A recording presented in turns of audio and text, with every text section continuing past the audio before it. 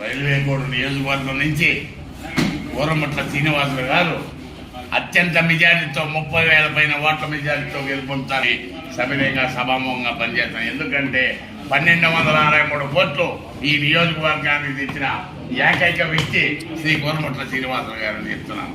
4వసారి కాదు 5వసారి గెలిచి ఈ రాష్ట్రానికి దిశ నిర్దేశమైన జగన్మోహన్ రెడ్డికి అనుచరుడుగా ఉంటూ మంత్రివర్యులుగా ఖచ్చితంగా ఈ రాష్ట్రంలో ప్రథమ స్థానంలో ఉంటాడని సవినయం చేస్తున్నాను.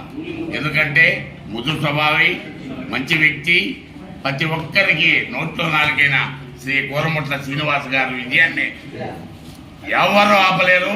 ఇది జరగని పని. అలాగనే కోడూరు నియోజకవర్గంలో ఆయన చేసిన అభివృద్ధి, ఒక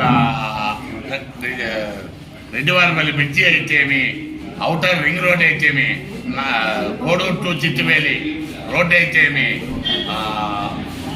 ప్రొటెక్షన్ వాళ్ళకు 36 కోట్లు అయితేమి, 14 కోట్లు అండర్ బ్రిడ్జ్ అయితేమి, అనేక అభివృద్ధి కార్యక్రమాలు చేశాడు శ్రీ ఊరముట్ల శ్రీనివాస్ గారు. అతని విజయాన్ని నల్లేరు మీద నడికేయని సవినయంగా మనవి చేస్తూ ఇట్లు జీవరం చెంచిరెడ్డి, వైసీపీ కార్యదర్శి.